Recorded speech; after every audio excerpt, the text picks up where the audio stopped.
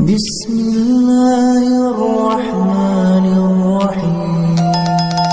Suatu saat ada perdebatan antara Abul Hasan al-Asy'ari. Abul Hasan al-Asy'ari ini tokoh ahli sunnah paling populer dalam ilmu logik. Dia mengatakan orang menemukan Tuhan itu harus lewat logika yang cermat. Tidak boleh taklid, hanya ikut-ikutan. Dia harus menemukan satu argumentasi bahwa Tuhan atau pencipta langit itu ada. Kemudian ada satu problem di mana orang-orang kampung atau orang-orang yang lugu atau orang-orang awam itu tidak bisa ilmu logika, ilmu mantek kalau dalam bahasa pesantren. Kata Abul Hasan al-Asy'ari, itu masih mungkin. Alhasil para ulama ini meneliti ke orang-orang yang lugu, yang di kampung, yang petani, yang lugu sekali. Apa yang mereka temukan? Ternyata mereka punya cara logikanya sendiri untuk menemukan Tuhan, Sang Pencipta. Pernah suatu saat ada seorang petani lugu, biasa menggembala unta, ditanya, Bima araf tarubak, lalu kamu yang petani ini yang hanya ngurusi sawah, ngurusi ladang, dengan cara apa kamu tahu kalau Tuhan itu ada? Si petani tadi marah besar dan dia mengatakan, Al-ba'ratu tadullu alal ba'ir wa asharul aqdam yadullu alal masir.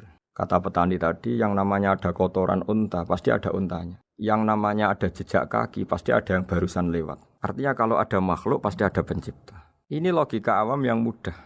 Kita tidak mungkin mengatakan bumi ini pencipta, mengatakan matahari pencipta. Kelihatan sekali kebendaannya, kelihatan sekali bahwa bumi matahari tidak punya ikhtiar, tidak punya kekuatan. Kelihatan sekali sifat-sifat kemakhlukannya. Jika benda-benda ini karuan makhluk, pasti menunjukkan bahwa ada penciptanya, ada khalik. Assalamualaikum warahmatullahi wabarakatuh. Bismillahirrahmanirrahim. Di antara ciri khas terjemahan UI adalah bahwa bahasa Arab yang tentu mengandung kesusastraan Arab, balaghah, kemudian ditransfer untuk pembaca Indonesia. Sehingga di antara ciri khas terjemahan UI adalah dengan rasa Indonesia dan tentu tidak merubah makna. Berikut beberapa kutipan yang perlu pemirsa atau pendengar tahu.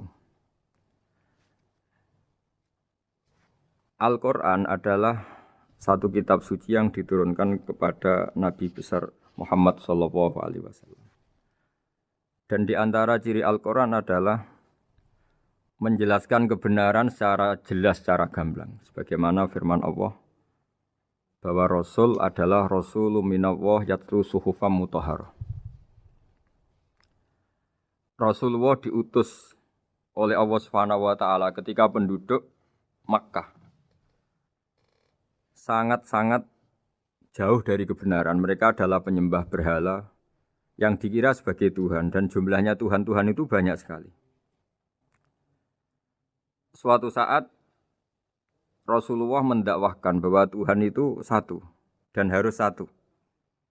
Tapi kata mereka, kenapa Muhammad menjadikan Tuhan satu? Padahal urusan kita banyak, problem kita banyak. Harusnya Tuhan itu juga banyak.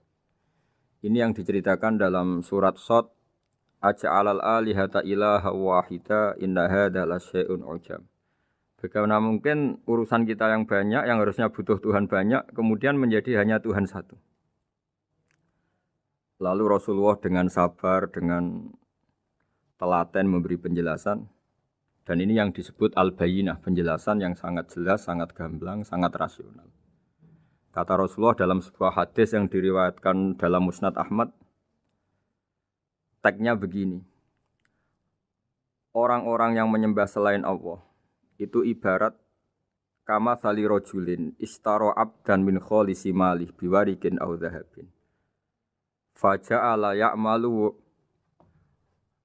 mereka mau bekerja tapi wa yu'ti ghullatahu ila ghairi sayyidi. Fa ayyukum sarruhu ayyakuna abduhu kadzalik. Nabi lalu kemudian bikin analogi. Wahai masyarakat Mekah, bagaimana kalau Anda ini jadi seorang pembantu atau seorang budak lalu punya majikan banyak. Dan semua majikan Anda ini punya perintah yang beda-beda, punya selera yang beda-beda. Semuanya atasan Anda, semuanya majikan Anda. Apa Anda senang punya majikan yang banyak? Lalu mereka bilang, wah susah Muhammad kalau kita punya majikan banyak. Tuhan kamu adalah majikan kamu. Bagaimana kalau Tuhan banyak, punya perintah yang beda-beda, punya selera yang beda-beda? Kalian pasti akan kebingungan. Ya sudah Muhammad, normalnya Tuhan itu satu. Sehingga mereka tercerabut dari pemikiran bahwa Tuhan harus banyak. Ini yang dimaksud dalam surat Al-Bayyinah, lam yakunil ladzina kafaru min ahlil kitab wal musyrikina munfakina hatta ta'tiyahumul bayyinah. Bahwa orang-orang kafir, baik kafir ahli kitab maupun kafir musyrik Mekah, mereka tidak pernah terlepas dari sifat kekafirannya, yaitu menuhankan banyak Tuhan, sampai datang sebuah bayinah. Bayinah itu argumentasi kebenaran yang begitu jelas.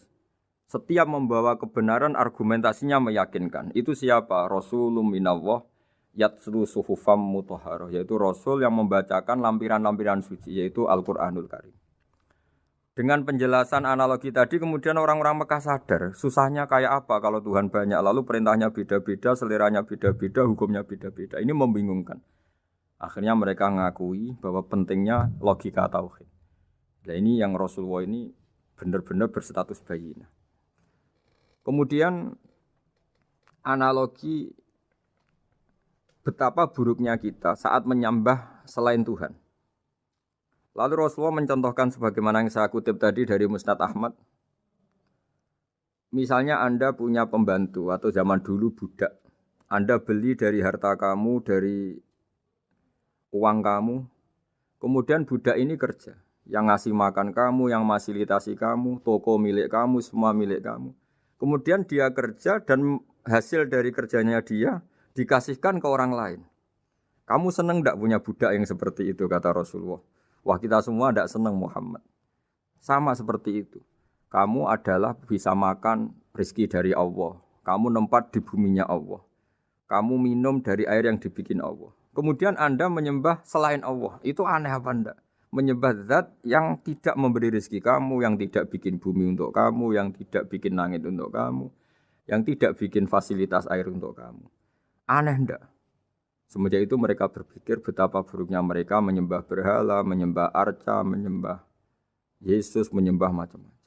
Nah ini yang disebut Rasulullah adalah orang yang benar-benar bayinah. Ketika melontarkan kebenaran, benar-benar jelas sehingga diterima secara akal yang sehat. Karena semua akal yang sehat akan menerima agama ini disebut fitratallahi fatarana salihah. Bahwa agama ini agama fitrah. Orang yang normal, yang cara berpikir normal pasti menerima agama ini. UII dengan terjemahan ini dan dengan tafsir ini ingin memberi penjelasan simbol-simbol yang ada di beberapa surat. Di antara lagi yang di bab muamalat. Betapa Rasulullah itu punya logika yang benar-benar mudah diterima. Dulu orang Arab dalam bab muamalat jual beli biasa menjual kurma masih kecil, masih belum jelas jadi kurma yang baik apa enggak. Kalau istilah orang Jawa masih pentil ini. Kalau bahasa Arab qobla buduwi solahiha. Calon buahnya itu belum pasti jadi buah. Kemudian masih bunga, masih apa sudah dijual. Dengan transaksi, asumsi, harga, andekan sudah jadi kurma. Kalau dalam Jawa mungkin jual mangga sebelum tua, masih pentil, masih kecil. Lalu kata Rasulullah, kamu jangan melakukan itu. Kenapa ya Rasulullah padahal kita butuh uang? Kata Nabi, Ara'aitum in mana Allahu as-samra fa bima yastakhillu ahadukum mala akhi. Bagaimana kalau buah-buah yang masih kecil itu kemudian berguguran karena satu musim atau karena apa? Lalu kamu mendapat uang itu atas nama apa? Yang dikatakan tijarah adalah muawadhah. Pembeli dapat barang, kamu dapat uang. Lalu kalau barang yang ada enggak menjadi buah yang baik, Anda menerima uang itu atas nama apa? Rasulullah secara haru, secara mengingatkan nurani kita dengan redaksi fabima yastahillu ahadukum mala akhi. Lalu kamu mendapat uang saudara kamu atas nama apa? Kalau atas nama buah, mereka belum mendapat buah. Akhirnya ada kesadaran bersama bahwa sebaiknya kita menjual sesuatu itu yang pembeli ya dapat barangnya, yaitu dalam konteks ini buah yang sudah layak dijual, kita dapat uangnya. Ini lagi-lagi Rasulullah al-Bayyinah, sekali memberi penjelasan begitu jelas. Ketiga misalnya di bab jinayat, di bab hukum pidana. Rasulullah kalau bikin logika itu begitu jelas, mudah diterima. Misalnya begini, suatu saat Rasulullah bersabda, Al-qatil wal maktul finnar. Orang yang membunuh dan yang dibunuh sama-sama di neraka. Tentu dalam konteks saling bunuh yang dalam kedzaliman. Lalu sahabat janggal. Ya Rasulullah, oke lah kalau pembunuh itu masuk neraka. Ini bagaimana mungkin yang dibunuh pun masuk neraka? Rasulullah dengan jelas, dengan bayinah, dengan hujjah, beliau menjawab, innahu kana harison ala qatli sahibihi. Sebetulnya yang terbunuh pun mentalnya pembunuh, karena dia sangat juga ingin membunuh saudaranya. Nasibnya saja yang menjadikan dia terbunuh. Hanya sahabat tahu, oh ya ternyata maktul dalam konteks duel adalah mentalnya qatil juga. Sehingga karena mentalnya qatil, dia tetap di neraka. Meskipun prakteknya dia menjadi maktul yang terbunuh. Nah ini yang dimaksud oleh Allah, bahwa Rasulullah ini bisa menghilangkan tradisi kemusyrikan, bisa menjungkir balikkan, menghancurkan kemusyrikan, karena Rasulullah bisa menjelaskan secara detail, hatta ta'tiyahumul bayyinah. Bayyinah adalah Rasulun minallah yatslu suhufam mutahharah. Jadi ini yang insya Allah sebagai kajian kita, bahwa kita butuh sekian penjelasan untuk mengenang dan membuktikan bahwa Rasulullah adalah benar-benar al-bayyinah. Dari sekian contoh tadi, pendengar bisa tahu betapa agama ini mudah diterima oleh akal. Sehingga di beberapa ayat disebut agama ini liqaumi ya'qilun, liqaumi yatafakkarun. Agama ini bagi kaum yang bisa berpikir. Agama ini bagi kaum yang mau berangan-angan. Dulu untuk menghilangkan kemusyrikan dengan logika kafir Mekah bahwa urusan kita banyak, harus Tuhan banyak. Itu panjang sekali. Di antaranya ada ayat yang spesifik tentang itu. Daraballahu mathalan rajulan fihi syuraka mutasyakisuna wa rajulan salamal lirajul. Hal yastawiyani masalah. Allah membuat satu perumpamaan, yaitu di surat Daraballahu mathalan rajulan fihi syuraka, di surat Zumar ayat 29. Allah membuat satu perumpamaan bagaimana andaikan Anda jadi seorang pembantu atau asisten, lalu Anda punya majikan banyak yang seleranya beda-beda. Kemudian dibanding misalnya Anda jadi pembantu dengan satu majikan yang akhlaknya baik, komitmennya baik. Anda milih mana? Lalu orang-orang kafir Mekah menjawab, Muhammad tentu kita milih punya majikan satu yang baik. Kalau majikannya banyak kita jadi repot. Lalu mereka kata Rasulullah, ya sudah, kalau gitu Tuhan kamu satu saja, jangan banyak, kalau banyak jadi repot. Terus mereka baru tersadar bahwa menuhankan Tuhan banyak itu salah dan resikonya lebih banyak. Ini disebut munfakina hatta ta'tiyahumul bayyinah. Mereka orang-orang musyrik enggak mau tercerabut dari akar kemusyrikannya sampai datang al-bayyinah. Sebuah bukti kebenaran yang begitu jelas, begitu nyata. Siapa kebenaran itu? Rasulun minallah yatslu suhufam mutahharah, yaitu Rasulnya Allah yang membaca lampiran-lampiran suci. Lampiran-lampiran suci ini dalam bahasa Arab diikutkan wazan isim maf'ul disebut mushaf. Makanya kitab suci ini ditulis di sohifah. Kalau dalam bahasa Arab lampiran itu sohifah, dijamakkan kata jamaknya suhuf. Kemudian ketika dicetak, dijilid disebut mushaf. Sehingga alhamdulillah UII, Universitas Islam Indonesia, punya mushaf, punya terjemahan, punya tafsir. Ini diharapkan kita sebagai ulama, sebagai da'i, sebagai ustadz bisa warasatul anbiya. Karena kata Rasulullah, al ulama warasatul anbiya.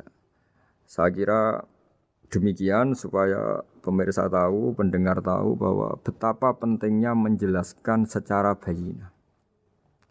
Ini penting sekali karena sekarang pikiran di dunia itu macam-macam dan kita butuh energi untuk mengungkap lagi intisari-intisari dari sesuatu yang digulirkan atau dibahas Al-Qur'anul Karim. Sehingga Al-Qur'an ini benar-benar jadi ibrah, jadi teladan bagi kita semua. Jangan sampai karena kita lupa mengkaji Al-Qur'an sehingga hukum-hukum Al-Qur'an menjadi mandek. Kita harus terus mensosialisasikan supaya Qur'an ini hidup.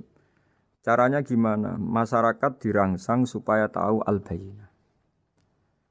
Contoh yang terakhir sebelum menutup perjumpaan kali ini, misalnya dulu orang kafir Mekah itu janggal. Karena mereka juga punya kajian bahwa Nabi itu bersyarat harus turunan dari bangsa Israel. Karena semua Nabi itu pasti turunan Nabi Ibrahim. Yaitu Nabi Ibrahim punya anak yang bernama Ishak. Ishak punya anak yang bernama Yakub. Yakub ini yang nanti punya anak Yusuf, sehingga Yusuf bin Yakub bin Ishak bin Ibrahim. Ketika nabi-nabi ini hidup di Palestina, di Yerusalem, itu kayak jadi aturan bahwa nabi itu harus turunan Bani Israel. Sehingga ketika orang-orang kafir Mekah dari kelompok ahli kitab, ketika Rasulullah Muhammad mendakwahkan diri sebagai nabi, mereka janggal bagaimana mungkin nabi dari orang Arab. Nabi itu harusnya orang Yerusalem atau orang Palestina. Kemudian Allah memberi penjelasan, fihi ayatum bayyinatum maqamu Ibrahim, bahwa Muhammad adalah turunan Ibrahim. Bukti nyata adalah di Mekah ada jejak kakinya Nabi Ibrahim, yaitu yang sekarang kita sebut maqam Ibrahim. Setelah dilacak-lacak ternyata mbah-mbahnya Rasulullah atau nenek moyang atau leluhur Rasulullah bernama Adnan. Adnan ini kata sejarah-sejarah disepakati wa adnanu bila raibin intadzabil ulumin nasabiyah ila dzabihi Ismail nisbatuhu wa muntama, bahwa Adnan ini tertulis secara sejarah lengkap bahwa dia turunan dari Nabi Ismail. Ismail adalah anak dari Nabi Ibrahim. Kemudian makom Ibrahim ini juga dibuktikan sekian sejarah bahwa Ibrahim pernah di situ. Yaitu ketika Hajar, ibu dari Ismail, kesulitan nyari air, lalu lalang lari antara Safa dan Marwah, kemudian kita kenang sekarang bernama Sa'i. Kemudian dekat Ka'bah ada namanya Hijir Ismail, karena dulu jadi kamarnya Nabi Ismail. Hijir, hujro itu kamar atau ruang khusus untuk Nabi Ismail. Sehingga jelas sekali bahwa Ibrahim, Ismail, Hajar pernah hidup di Mekah. Lalu lagi-lagi orang kafir Mekah yang dari kelompok ahli kitab sadar bahwa Muhammad jadi Nabi layak karena dia juga turunan dari Ibrahim alaihis salam. Ini yang disebut fihi ayatum bayyinatum maqamu Ibrahim, bahwa di kawasan Mekah, kawasan Bakkah atau kawasan Hijaz jelas sekali ada jejak-jejak Nabi Ibrahim. Lagi-lagi ini bayyinah. Nah, bayyinah ini yang bisa menghilangkan sifat kemusyrikan, sifat kekufuran, karena lewat penjelasan yang panjang ini kemudian benar-benar diketahui bahwa Muhammad jadi Nabi itu sah.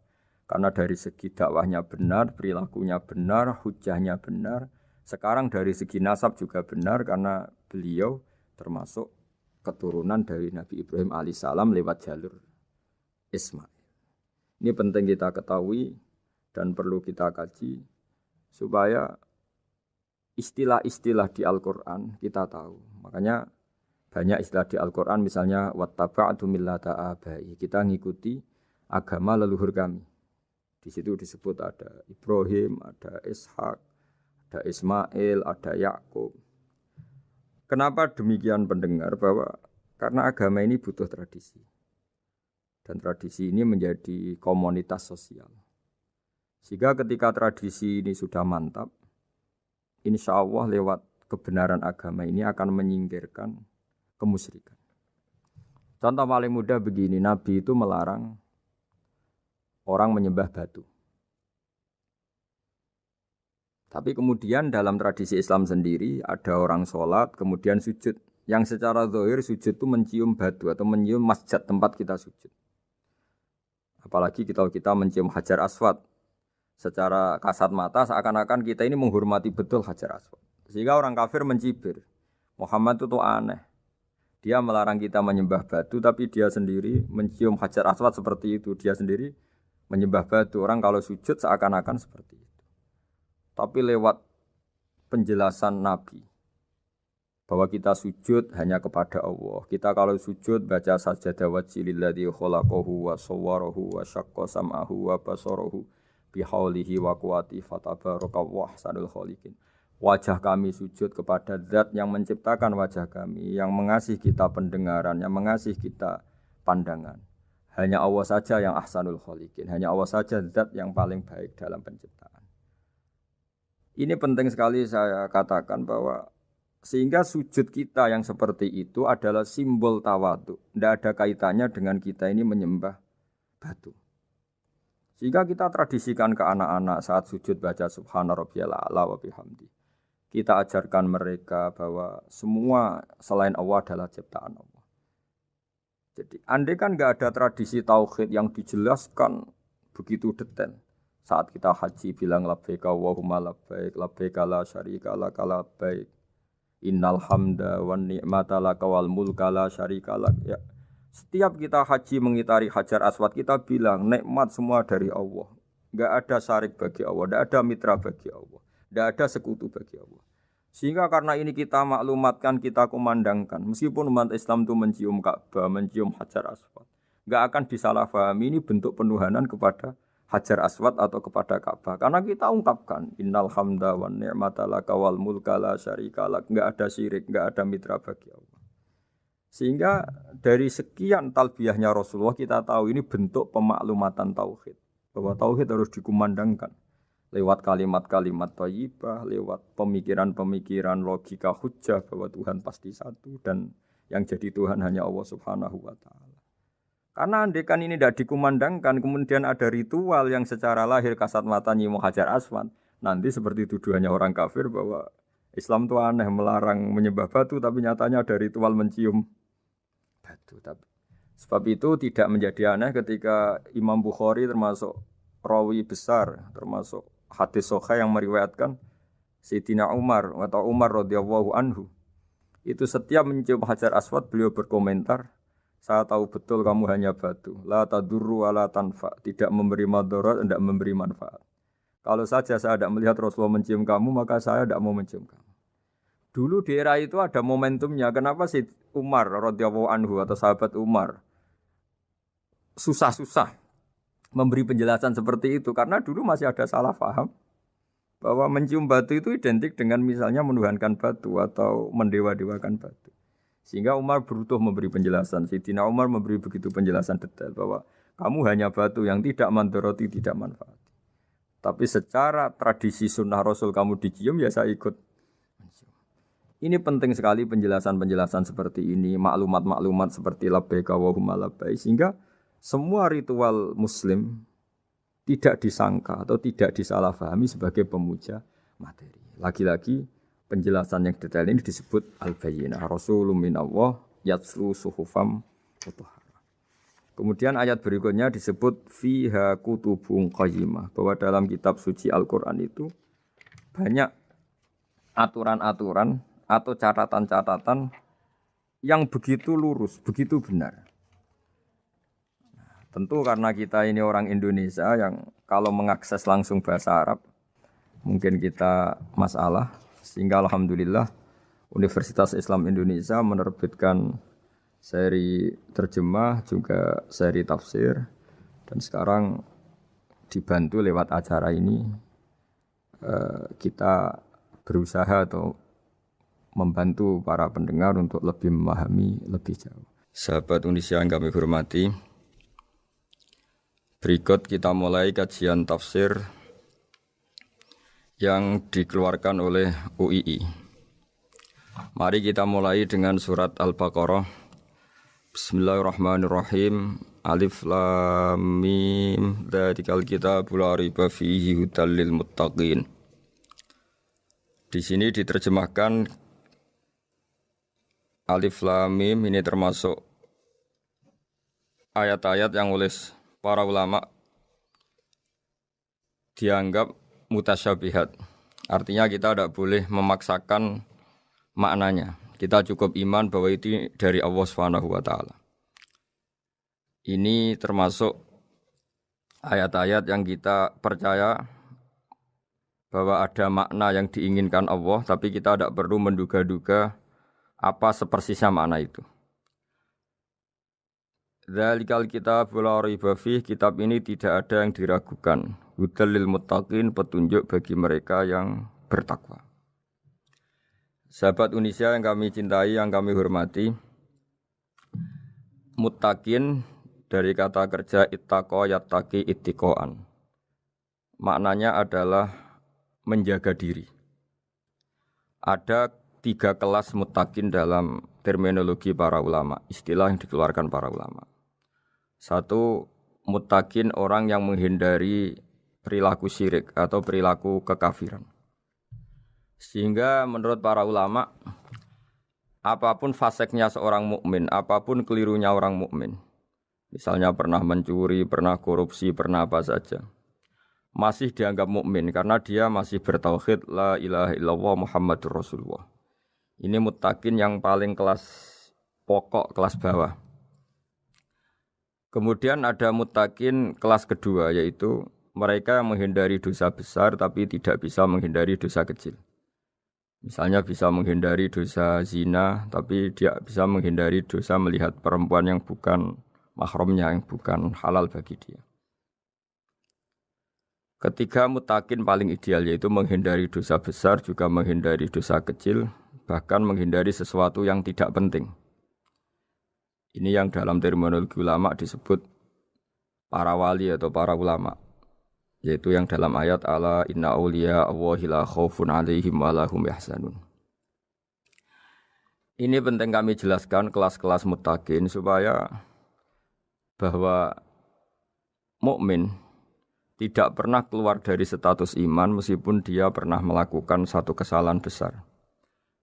Karena yang dikatakan mukmin adalah siapapun yang meyakini kebenaran risalah Muhammad. Risalah yang dibawa Muhammad berarti dia mukmin. Soal dia melakukan dosa atau apa saja itu menjadikan dia fasik tapi tidak keluar dari status mukmin. Ini yang dimaksud dalam sebuah hadis, man qala la ilaha illallah dakhalal jannah. Siapapun yang pernah melafadzkan la ilaha illallah iman maka dia pasti nanti masuk surga. Kemudian ada beberapa pertanyaan dari para sahabat dengan masa lalu orang itu yang macam-macam, Nabi tetap menjawab meskipun dengan masa lalu yang macam-macam.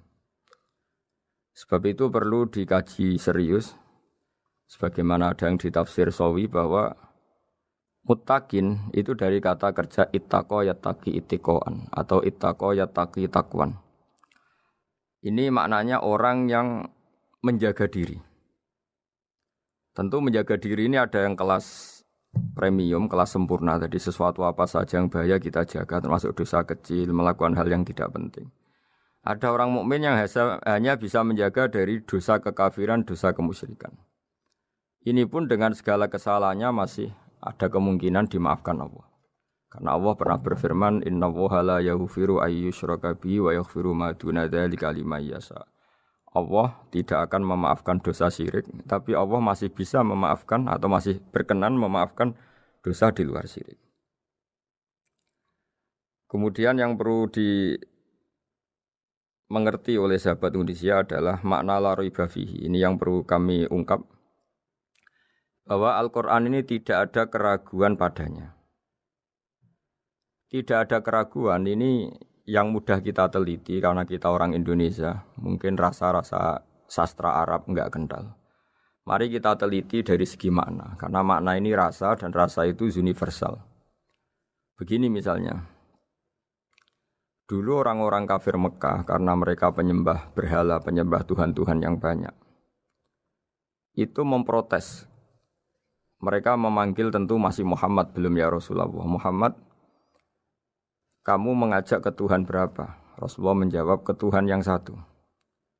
Lalu mereka bertanya, Muhammad urusan kita ini banyak, problem kita banyak. Tuhan banyak saja tidak bisa menyelesaikan, apalagi satu Tuhan. Ini yang diceritakan dalam sebagian ayat disebut, Aja'alal alihata ilaha wahida inna hadza lasyai'un ujab. Bagaimana mungkin Tuhan itu satu? Harusnya Tuhan itu banyak karena urusan kita banyak.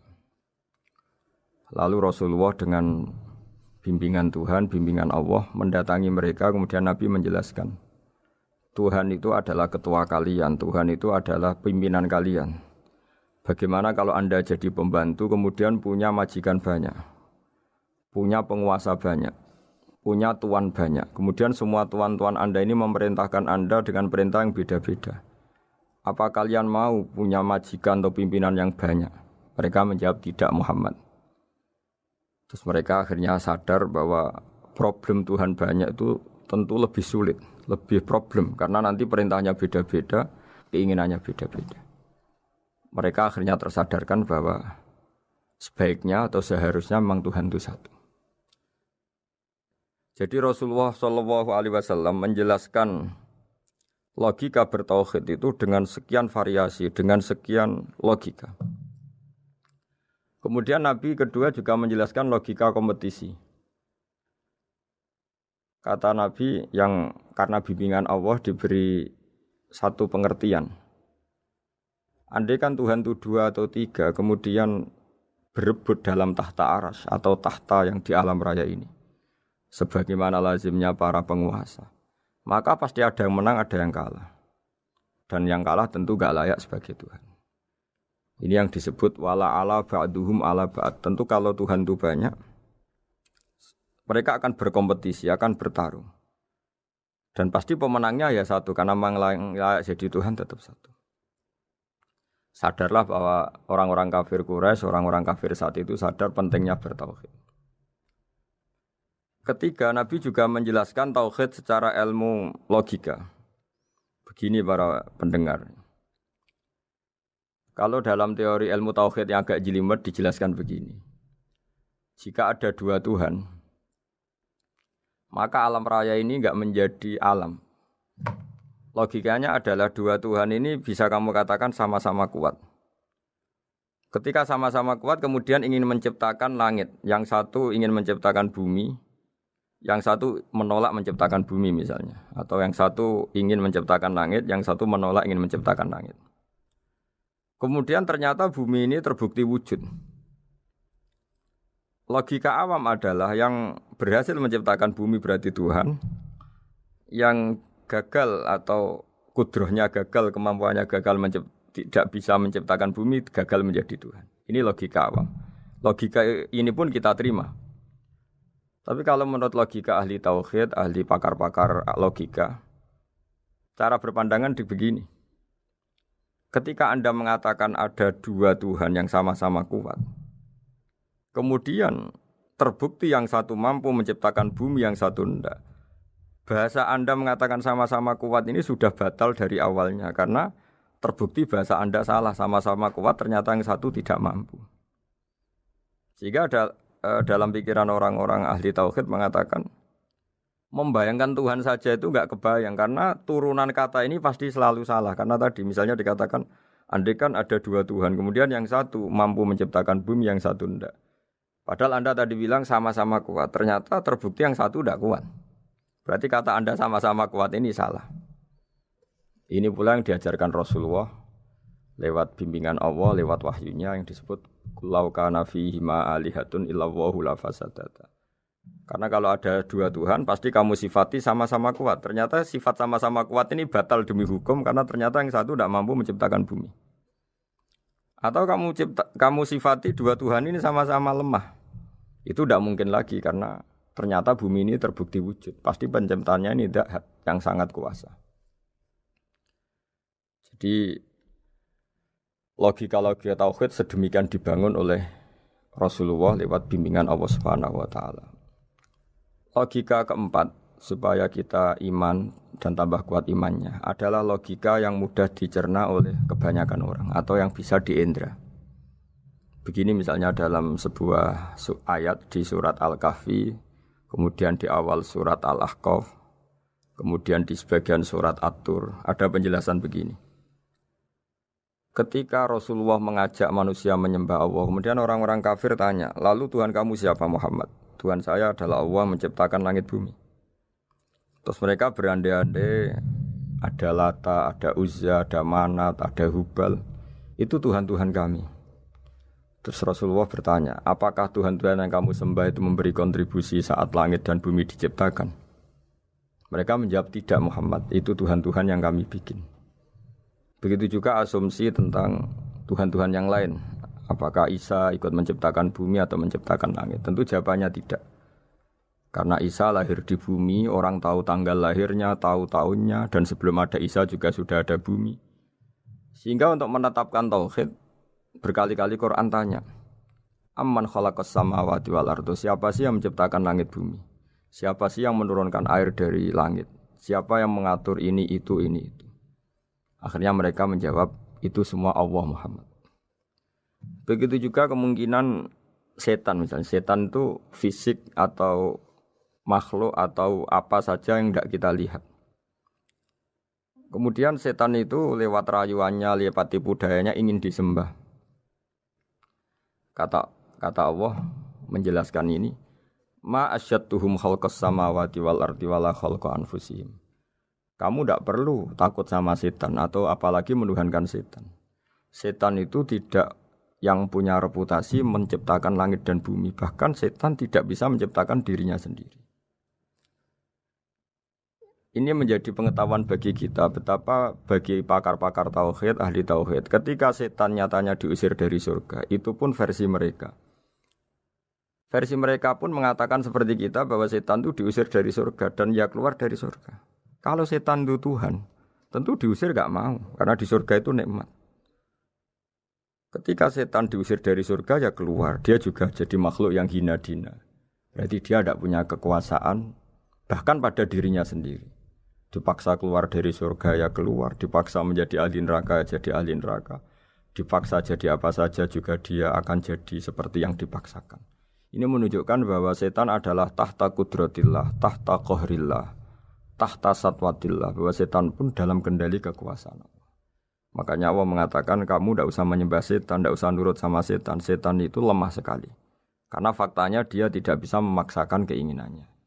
Ini yang oleh Allah disebut dalam firman-Nya inna kaida syaitani kana dhaifa. Setan itu lemah sekali. Ini perlu saya sampaikan ke para pendengar Unisia bahwa bertauhid itu ada sekian logika. Logika kelima adalah logika orang awam. Awam sekali. Suatu saat ada perdebatan antara Abul Hasan al-Asy'ari. Abul Hasan al-Asy'ari ini tokoh ahli sunnah paling populer dalam ilmu logika. Dia mengatakan orang menemukan Tuhan itu harus lewat logika yang cermat. Tidak boleh taklid, hanya ikut-ikutan. Dia harus menemukan satu argumentasi bahwa Tuhan atau pencipta langit itu ada. Kemudian ada satu problem di mana orang-orang kampung atau orang-orang yang lugu atau orang-orang awam itu tidak bisa ilmu logika, ilmu mantek kalau dalam bahasa pesantren. Kata Abu Mansur, kata Abul Hasan al-Asy'ari, itu masih mungkin. Alhasil para ulama ini meneliti ke orang-orang yang lugu, yang di kampung, yang petani, yang lugu sekali. Apa yang mereka temukan? Ternyata mereka punya cara logikanya sendiri untuk menemukan Tuhan, Sang Pencipta. Pernah suatu saat ada seorang petani lugu, biasa menggembala unta, ditanya, Bima araf tarubak, lalu kamu yang petani ini yang hanya ngurusi sawah, ngurusi ladang, dengan cara apa kamu tahu kalau Tuhan itu ada? Si petani tadi marah besar dan dia mengatakan, Al-ba'ratu tadullu alal ba'ir wa asharul aqdam yadullu alal masir. Kata petani tadi, yang namanya ada kotoran unta, pasti ada untanya. Yang namanya ada jejak kaki, pasti ada yang barusan lewat. Artinya kalau ada makhluk, pasti ada pencipta. Ini logika awam yang mudah. Kita tidak mungkin mengatakan bumi ini pencipta, mengatakan matahari pencipta. Kelihatan sekali kebendaannya, kelihatan sekali bahwa bumi matahari tidak punya ikhtiar, tidak punya kekuatan. Kelihatan sekali sifat-sifat kemakhlukannya. Jika benda-benda ini karuan makhluk, pasti menunjukkan bahwa ada penciptanya, ada khalik. Dalam logika Bedui tadi, si Bedui tadi, kalau ada kotoran sapi, pasti ada sapinya. Meskipun sapinya sudah sekarang nggak terlihat, mungkin sudah jalan kemana. Sama, kalau ada jejak kaki, meskipun orang yang tadi lewat sudah kita nggak tahu, tapi kita pasti tahu, pasti ada yang lewat. Ini yang dimaksud dalam bahasa Arab, al-ba'ratu tadullu alal ba'ir, kalau ada kotoran sapi atau kotoran unta, pasti ada untanya. Wa atharul aqdam yadullu alal masir, kalau ada jejak orang lewat, pasti tadi ada orang lewat. Nah, semua metode ini digunakan semua oleh Rasulullah. Logika yang bagi intelektual, logika bagi kaum awam, logika bagi kaum menengah. Ya tidak awam, tidak intelektual. Semuanya digunakan. Semuanya jadi media untuk memastikan bahwa logika tauhid ini logika pilihan. Logika yang benar-benar logika. Sehingga dalam banyak ayat disebut agama ini liqaum yaqilun, liqaum yatafakkarun. Bagi kaum yang bisa berpikir, bagi kaum yang punya akal. Lalu kemudian kami teruskan alladzina yu'minuna bil ghaibi. Ini kata ghaibi bukan kayak dalam bahasa Indonesia misalnya setan atau hantu disebut barang gaib. Kata ghaibi dalam bahasa Arab adalah perbandingan atau lawan kata dari al-musyahad yang bisa disaksikan langsung lewat indera.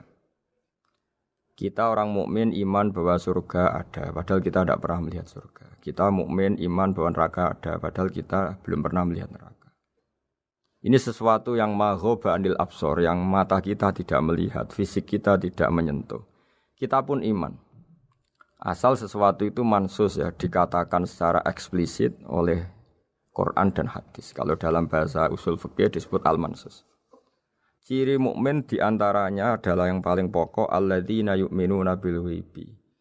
Iman dengan sesuatu yang enggak kelihatan. Lalu kemudian para ulama cara pandang beda-beda. Bedanya bukan karena mereka bertentangan enggak, tapi ini menurut kelas rasa yang berbeda-beda. Bagi orang-orang sufi Allah itu tidak bisa dikatakan al-ghaib, sesuatu yang enggak kelihatan. Karena Allah itu begitu jelas, az-zahir. Kata orang sufi, Allah itu zahir. Begitu juga dalam Asmaul Husna disebut Allah itu az-zahir, begitu jelas. Karena orang yang akalnya mapan, hatinya mapan, melihat satu lemari yang bagus, pasti langsung mensifati bahwa pembuatnya adalah orang yang hebat. Orang yang melihat mobil mewah atau pesawat yang canggih, pasti kepikiran pertama adalah pasti pembuatnya canggih. Sehingga eksistensi pembuat pesawat itu adalah orang hebat, itu langsung tertanam ketika melihat pesawat itu hebat. Bagaimana mungkin seseorang ragu akan kehebatan pembuat pesawat ketika melihat detail-detail pesawat? Pasti langsung kepikiran kalau pembuatnya itu hebat. Memutuskan bahwa pembuat pesawat hebat itu tidak harus ketemu yang membuat, juga tidak harus melihat. Tapi akal kita pasti meyakini pembuatnya itu hebat. Berarti keputusan menyimpulkan bahwa pembuatnya hebat adalah az-zahir begitu jelas. Begitu juga langit dan bumi, matahari semuanya tertata rapi. Air dengan fungsi manfaat yang sebegitu hebat. Oksigen, semua tanaman, buah-buahan. Meskipun kita tidak pernah melihat Tuhan, tapi akal kita, nurani kita pasti berkeyakinan dan tahu betul pasti pembuatnya itu zat yang super hebat. Super bijaksana. Sehingga dalam kategori ini Allah tidak bisa dikatakan sesuatu yang enggak tersentuh, yang enggak terjangkau. Allah itu az-zahir begitu jelas. Sehingga di antara Asmaul Husna disebut az-zahir.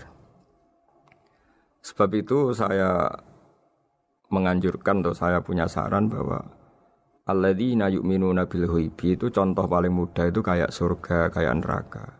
Kalau Allah sendiri itu az-zahir, mudah diketahui. Karena tadi orang yang melihat pesawat canggih pasti saat itu juga berkeyakinan dan itu pasti benar, pasti pembuatnya juga canggih.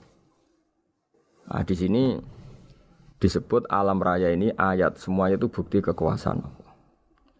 Dalam syair-syair orang sufi masyhur sekali itu wa fi kulli syai'in lahu ayatun yadullu ala annahul wahidu. Setiap sesuatu kejadian di alam raya adalah bukti keesaan Allah, bukti eksistensi Allah Subhanahu wa taala. Sehingga dalam satu kisah normalnya orang itu paling tahu itu dengan dirinya sendiri. Karena dia adalah dia. Tapi kalau Imam Sibawayh seorang pakar nahwu mengatakan a'raful ma'arif Allah. Di alam raya ini yang paling mudah dikenali itu ya Allah, pencipta. Karena andai kan kita sendirian di hutan, kemudian kita mulai punya akal. Kita mungkin tidak tahu diri kita ini siapa. Tapi setidaknya kita langsung menyimpulkan bahwa kita tidak bisa menciptakan diri kita sendiri. Ketika kita berkesimpulan tidak bisa menciptakan diri kita sendiri, pasti kita terus berkesimpulan ada di luar kita yang menciptakan kita. Nah, sebab itu kenapa sifat mencipta ini yang pertama kali dikenalkan oleh Allah kepada nabinya untuk dikenalkan kepada umatnya. Yaitu disebut Iqra bismi rabbikal ladzi khalaq. Muhammad, bacalah dengan nama Tuhanmu. Sifat Tuhan yang paling mudah dikenali oleh siapapun adalah sifat pencipta. Karena ketika seseorang yakin dia lahir sudah ada bumi, dia lahir sudah ada langit, dia pasti akan tahu bahwa dia ada penciptanya. Sehingga paling mudah mensifati Allah atau mensifati Tuhan adalah Bismi Rabbikal ladzi khalaq. Terus kemudian di antara ciri orang baik adalah wa yuqimunas shalat. Kemudian beriman kepada yang gaib, menegakkan salat. Kata menegakkan adalah dari kata menjaga aturan-aturan atau sesuai aturan-aturan salat. Kita tahu dalam salat ini ada beberapa syarat yang harus dipenuhi. Misalnya harus wudu, harus suci di tempat yang suci. Terus ada syarat-syarat dalam internal salat, dia harus baca Fatihah, harus tumakninah, macam-macam. Itu eksistensi definisi salat. Kemudian kata berdiri juga diartikan para ulama, eksistensi salat harus diketahui secara publik, secara sosial. Karena sesuatu itu punya eksistensi kalau jadi konsensus atau diakui oleh publik. Di sini agama mewajibkan sholat jamaah. Kata banyak ulama, jamaah itu fardu kifayah. Bahkan ada yang mengatakan fardu ain. Harus dijalankan orang banyak secara massal dan harus di tempat yang terbuka. Sehingga kata para ahli fikih, andaikan ada orang jamaah di dalam rumah tidak diketahui oleh banyak orang, belum mencukupi atau belum menggugurkan kewajiban jamaah. Sehingga eksistensi sholat harus diketahui secara publik. Sehingga dulu Rasulullah itu kalau sholat ya di masjid dan masjidnya terbuka. Sampai sekarang kita pun menyaksikan semua umat Islam kalau sholat di masjid yang terbuka. Sehingga dunia non-muslim pun tahu bahwa dalam Islam ada ritual, ya, ada ibadah yang bernama sholat. Hikmah kedua dengan cara terbuka seperti ini, sholat itu menjadi gak pernah rubah mulai zaman Nabi sampai kiamat. Dengan tradisi jamaah berarti kaifiyah atau cara sholat ini permanen. Bapak kita sholat ya seperti itu, imam seperti itu, anak cucu kita akan meniru kita ya seperti itu. Sehingga enggak ada varian-varian yang hanya berdasar subjektivitas musolli yang sholat. Taruh saja kita misalnya jadi seorang sufi yang baru takut sama Allah atau baru usul kalau dalam bahasa sufi. Kemudian kita sholat sendiri di rumah, mungkin dengan gaya menangis, terseduh-seduh, macam-macam. Ini tentu tidak baik sebagai standar sholat. Begitu juga ada anak atau pedagang yang kesusu atau tergesa-gesa kemudian sholat hanya sekian 2 menit 1 menit. Ini juga agak baik. Meskipun itu boleh dilakukan individu-individu. Tapi kalau dalam sholat jamaah orang harus manut imam dan ada standarnya. Misalnya tumaknina itu biqadri subhanallah. Jadi ada ukurannya. Ini penting saya utarakan bahwa hikmah jamaah itu bukan sekedar dapat pahala 27 kalau sendiri, dapat pahala 1 itu enggak. Tapi ini menjaga eksistensi sholat supaya ya seperti ini terus sampai kiamat. Sehingga orang Indonesia atau orang Afrika, orang mana saja, itu ketika haji atau ketika saling berkunjung di negara lain, itu enggak akan kaget dengan cara-cara sholatnya. Karena seluruh dunia kaifiyahnya caranya sama. Ini semua barokah dari jamaah. Maka Rasulullah itu enggak banyak ngendikan tentang caranya sholat. Beliau hanya ngendikan shollu kama ra'aitumuni usolli. Sudahlah kamu pokoknya makmum saya. Nanti caranya kamu sholat sama seperti saya seperti ini. Sehingga kata menegakkan sholat adalah bisa kita tegakkan kalau kita aparat negara ya bikin aturan supaya eksistensi sholat enggak terganggu. Kalau kita seorang kultural juga mensuasanakan sholat. Dan supaya kefiahnya atau caranya sholat ini benar, kita tradisikan jamaah. Sehingga anak kecil ngikuti yang besar, yang bodoh ngikuti yang pinter dengan satu cara. Itu barokahnya jamaah. Sehingga wa yuqimunas sholat itu, sholat kita dirikan baik secara personal. Dengan cara-cara tumaknina, kita suci di tempat yang suci. Maupun kita tegakkan, kita maklumatkan, kita jadikan konsensus bahwa sholat ya seperti ini. Sehingga ada khayal-khayal lagi dalam Islam. Misalnya nyuwun sewu ada aliran yang mengatakan ya kalau Tuhan itu kan enggak bebas arah, bebas tempat. Terus dulu pernah ada orang sesat sholat sampai 4 rakaat 4 arah, alasannya Tuhan itu tanpa arah. Enggak akan terjadi seperti itu. Karena ijma'nya umat Islam, konsensus umat Islam akan menolak faham yang seperti itu. Jadi saya mohon sekali ini pentingnya jamaah. Dengan jamaah maka caranya sholat cara meyakini madhab kiblat dan sebagainya terjaga ila yaumil kiamah sampai hari kiamat. Terus sifatnya orang mukmin lagi wa mimma razaqnahum yunfikun dan menafkahkan sebagian rezeki yang kami berikan. Ya ini termasuk zakat, sedekah. Jadi ada sebuah riwayat mengatakan inna fil mali haqqon. Harta itu ada haknya yaitu zakat. Tapi ada juga saran inna fil mali haqqon siwa zakat. Di luar keharusan zakat juga ada hak-hak kita untuk memberikan sebagian rezeki kita. Taruh saja misalnya saya punya uang 10 juta. Secara nisab zakat belum sampai 1 nisab. Karena 1 nisab itu sama dengan nilai 84 gram emas. Itu kalau diuangkan, kalau 500 ribu ya sekitar 42 juta. Tapi kita sebelum punya 1 nisab pun tetap ada keharusan mengeluarkan sebagian. Yaitu tentu dalam fikih kita wajib mengeluarkan uang untuk anak kita, untuk istri kita. Itu yang wajib-wajib. Kemudian ada sosial, kita nyumbang masjid, nyumbang yatim piatu macam-macam. Sehingga kata para ulama, ciri utama mukmin diantaranya adalah melakukan zakat, baik zakat yang fardu maupun zakat yang sunat. Karena kata zakat itu dimaknai fardu sebetulnya definisi para ahli fikih untuk membedakan zakat yang wajib dengan sedekah. Tapi sebetulnya zaman dulu enggak ada seperti itu. Zakat itu maknanya bersihkan harta. Sedekah dari kata sedekah bukti benarnya iman. Jadi sedekah dari kata dari kosakata sedekah yasduqu sidqon, sesuatu yang membuktikan kita loyal itu disebut sedekah.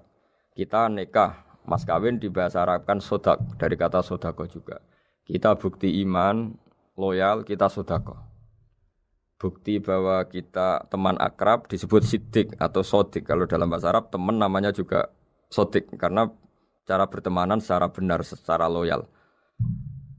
Sehingga wa mimma razaqnahum yunfikun ini ya memasukkan zakat yang dalam terminologi fikih yaitu zakat yang zakat al-wajibah atau zakat yang dengan makna lughat yaitu ya artinya asal membersihkan harta kita entah lewat zakat, sedekah, hadiah kepada orang-orang yang kita hormati semuanya juga masuk dalam definisi zakat atau wa mimma razaqnahum yunfikun.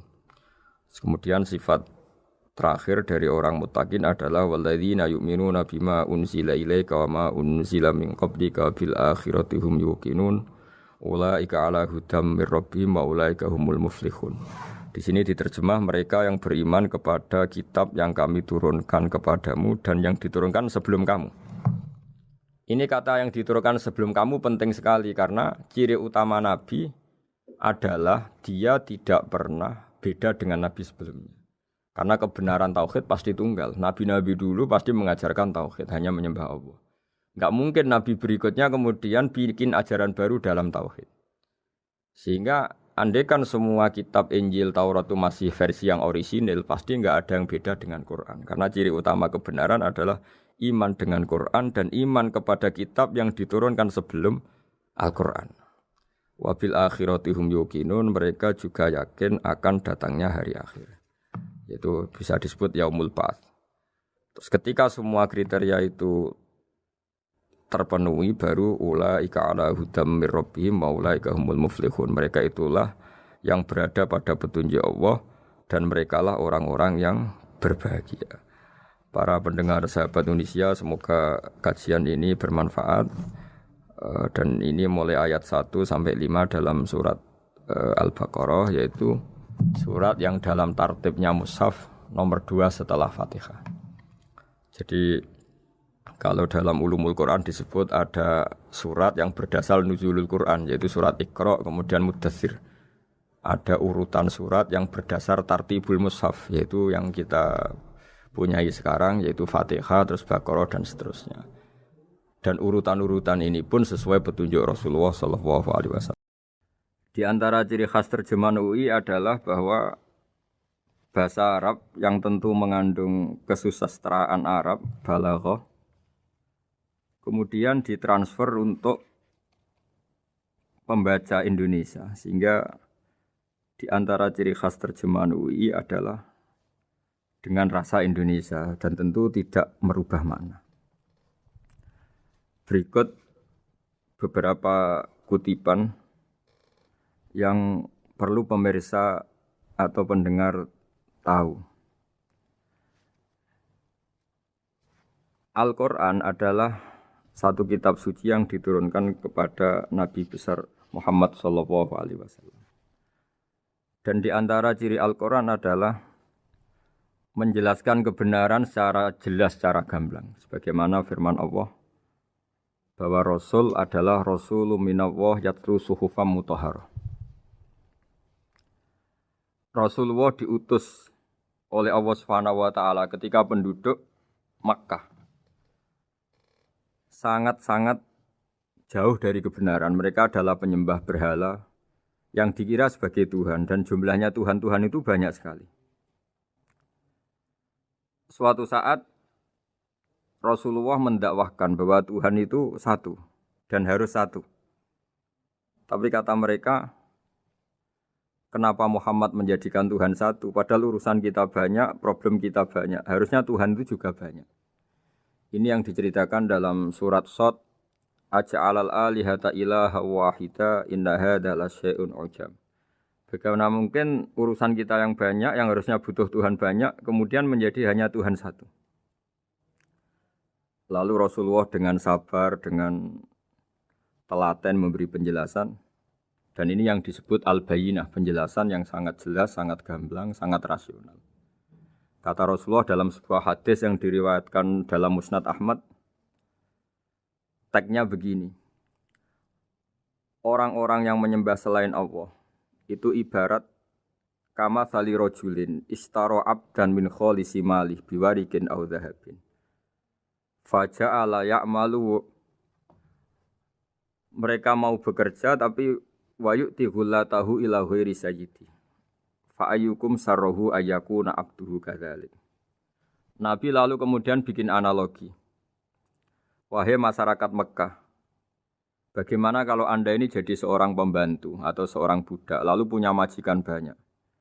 Dan semua majikan Anda ini punya perintah yang beda-beda, punya selera yang beda-beda. Semuanya atasan Anda, semuanya majikan Anda. Apa Anda senang punya majikan yang banyak? Lalu mereka bilang, wah susah Muhammad kalau kita punya majikan banyak. Tuhan kamu adalah majikan kamu. Bagaimana kalau Tuhan banyak, punya perintah yang beda-beda, punya selera yang beda-beda? Kalian pasti akan kebingungan. Ya sudah Muhammad, normalnya Tuhan itu satu. Sehingga mereka tercerabut dari pemikiran bahwa Tuhan harus banyak.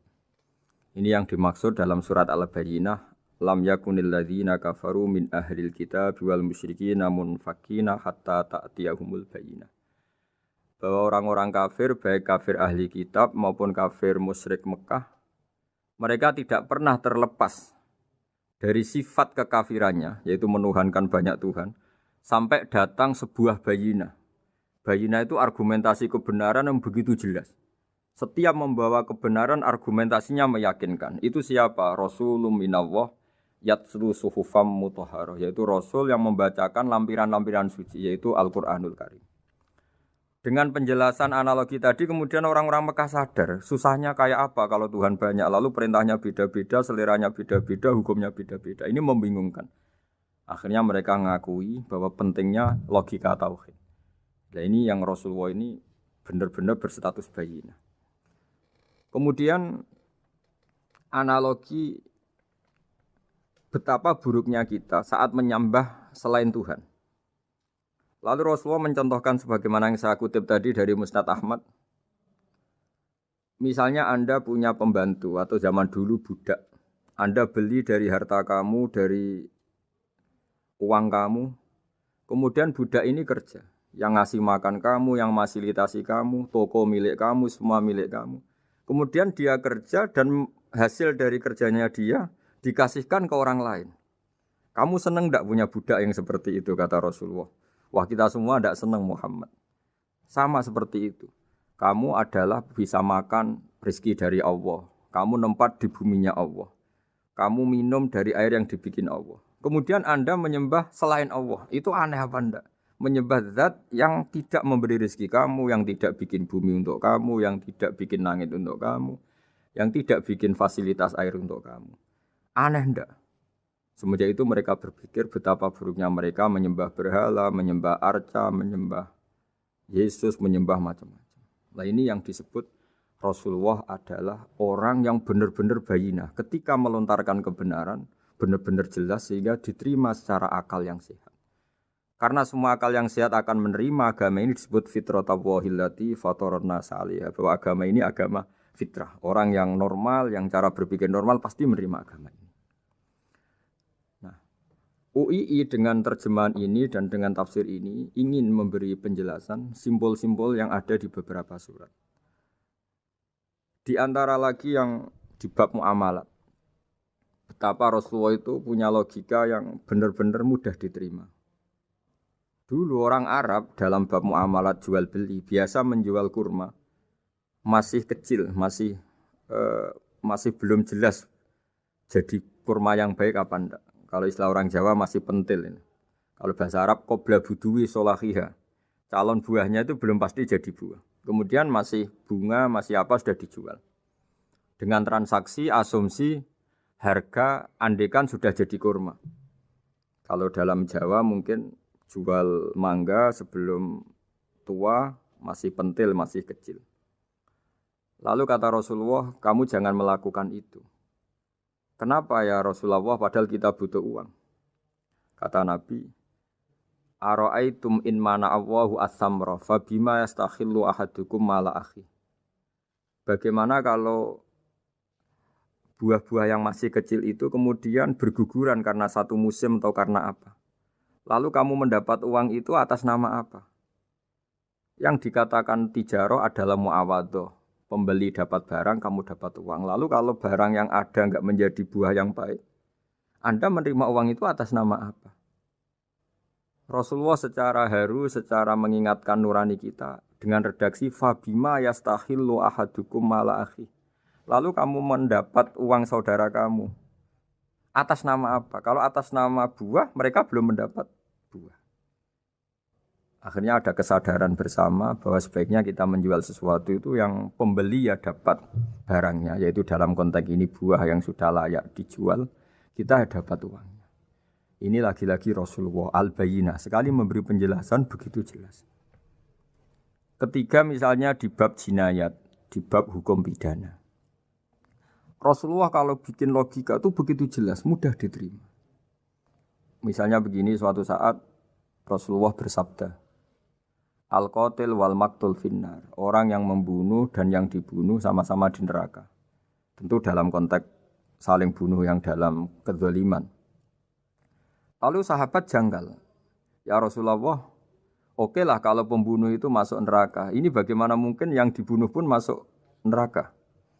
Rasulullah dengan jelas, dengan bayinah, dengan hujjah, beliau menjawab, innahu kana harisan ala qatli sahibihi. Sebetulnya yang terbunuh pun mentalnya pembunuh, karena dia sangat juga ingin membunuh saudaranya. Nasibnya saja yang menjadikan dia terbunuh. Hanya sahabat tahu, oh ya ternyata maktul dalam konteks duel adalah mentalnya qatil juga. Sehingga karena mentalnya qatil, dia tetap di neraka. Meskipun prakteknya dia menjadi maktul yang terbunuh.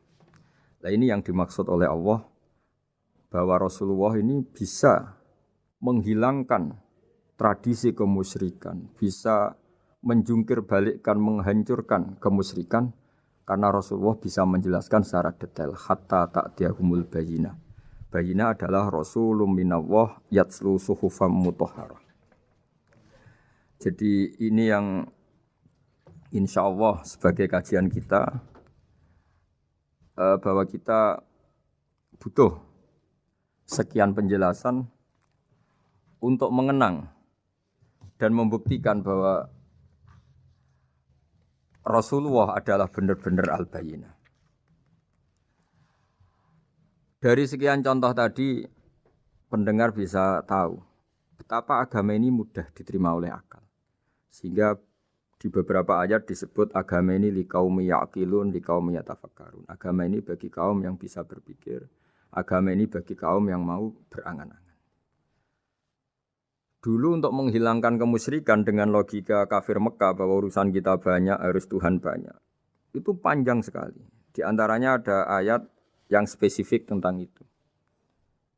Daraballahu mathalan rajulan fihi syuraka mutasyakisuna wa rajulan salamal lirrajul. Hal yastawiyani masalah. Allah membuat satu perumpamaan, yaitu di surat Dorobawahu masalah rojulan fihi syuraka di surat Zumar ayat 29. Allah membuat satu perumpamaan bagaimana andaikan Anda jadi seorang pembantu atau asisten. Lalu Anda punya majikan banyak yang seleranya beda-beda. Kemudian dibanding misalnya Anda jadi pembantu dengan satu majikan yang akhlaknya baik, komitmennya baik. Anda milih mana? Lalu orang-orang kafir Mekah menjawab, Muhammad tentu kita milih punya majikan satu yang baik. Kalau majikannya banyak kita jadi repot. Lalu mereka kata Rasulullah, ya sudah kalau gitu Tuhan kamu satu saja jangan banyak. Kalau banyak jadi repot. Terus mereka baru tersadar bahwa menuhankan Tuhan banyak itu salah dan resikonya lebih banyak. Ini disebut munfakina hatta ta'tiyahumul bayyinah. Mereka orang-orang musyrik enggak mau tercerabut dari akar kemusyrikannya sampai datang al-bayyinah. Sebuah bukti kebenaran yang begitu jelas, begitu nyata. Siapa kebenaran itu? Rasulun minallah yatslu suhufam mutahharah. Yaitu Rasulnya Allah yang membaca lampiran-lampiran suci. Lampiran-lampiran suci ini dalam bahasa Arab diikutkan wazan isim maf'ul disebut mushaf. Makanya kitab suci ini ditulis di sohifah. Kalau dalam bahasa Arab lampiran itu sohifah, dijamakkan kata jamaknya suhuf. Kemudian ketika dicetak, dijilid disebut mushaf. Sehingga alhamdulillah UII Universitas Islam Indonesia punya mushaf, punya terjemahan, punya tafsir. Ini diharapkan kita sebagai ulama, sebagai dai, sebagai ustadz bisa warasatul anbiya. Karena kata Rasulullah al-ulama warasatul anbiya. Saya kira demikian supaya pemirsa tahu, pendengar tahu bahwa betapa pentingnya menjelaskan secara bayyinah. Ini penting sekali karena sekarang pikiran di dunia itu macam-macam dan kita butuh energi untuk mengungkap lagi intisari-intisari dari sesuatu yang digulirkan atau dibahas Al-Qur'anul Karim. Sehingga Al-Qur'an ini benar-benar jadi ibrah, jadi teladan bagi kita semua. Jangan sampai karena kita lupa mengkaji Al-Qur'an sehingga hukum-hukum Al-Qur'an menjadi mandek. Kita harus terus mensosialisasikan supaya Qur'an ini hidup. Caranya gimana? Masyarakat dirangsang supaya tahu al-bayyinah. Contoh yang terakhir sebelum menutup perjumpaan kali ini, misalnya dulu orang kafir Mekah itu janggal. Karena mereka juga punya kajian bahwa Nabi itu bersyarat harus turunan dari bangsa Israel. Karena semua Nabi itu pasti turunan Nabi Ibrahim. Yaitu Nabi Ibrahim punya anak yang bernama Ishak. Ishak punya anak yang bernama Yakub. Yakub ini yang nanti punya anak Yusuf. Sehingga Yusuf bin Yakub bin Ishak bin Ibrahim. Ketika Nabi-Nabi ini hidup di Palestina, di Yerusalem, itu kayak jadi aturan bahwa Nabi itu harus turunan Bani Israel. Sehingga ketika orang-orang kafir Mekah dari kelompok ahli kitab, ketika Rasulullah Muhammad mendakwahkan diri sebagai Nabi, mereka janggal bagaimana mungkin Nabi dari orang Arab. Nabi itu harusnya orang Yerusalem atau orang Palestina. Kemudian Allah memberi penjelasan, fihi ayatum bayyinatum maqamu Ibrahim, bahwa Muhammad adalah turunan Ibrahim. Bukti nyata adalah di Mekah ada jejak kakinya Nabi Ibrahim, yaitu yang sekarang kita sebut maqam Ibrahim. Setelah dilacak-lacak ternyata mbah-mbahnya Rasulullah atau nenek moyang atau leluhur Rasulullah bernama Adnan. Adnan ini kata sejarah-sejarah disepakati wa adnanu bila raibin intadzawil ulumin nasabiyah ila dzabihi Ismaila nisbatuhu wa muntama. Bahwa Adnan ini tertulis secara sejarah lengkap bahwa dia turunan dari Nabi Ismail. Ismail adalah anak dari Nabi Ibrahim. Kemudian makom Ibrahim ini juga dibuktikan sekian sejarah bahwa Ibrahim pernah di situ. Yaitu ketika Hajar, ibu dari Ismail, kesulitan nyari air, lalu lalang lari antara Safa dan Marwah. Kemudian kita kenang sekarang bernama Sa'i. Kemudian dekat Ka'bah ada namanya Hijir Ismail. Karena dulu jadi kamarnya Nabi Ismail. Hijir, hujrah itu kamar atau ruang khusus untuk Nabi Ismail. Sehingga jelas sekali bahwa Ibrahim, Ismail, Hajar pernah hidup di Mekah. Lalu lagi-lagi orang kafir Mekah yang dari kelompok ahli kitab sadar bahwa Muhammad jadi nabi layak karena dia juga turunan dari Ibrahim alaihis salam. Ini yang disebut fihi ayatum bayyinatum maqamu Ibrahim, bahwa di kawasan Mekah, kawasan Bakkah atau kawasan Hijaz jelas sekali ada jejak-jejak Nabi Ibrahim. Lagi-lagi ini bayyinah. Nah, bayyinah ini yang bisa menghilangkan sifat kemusyrikan, sifat kekufuran. Karena lewat penjelasan yang panjang ini, kemudian benar-benar diketahui bahwa Muhammad jadi Nabi itu sah. Karena dari segi dakwahnya benar, perilakunya benar, hujahnya benar.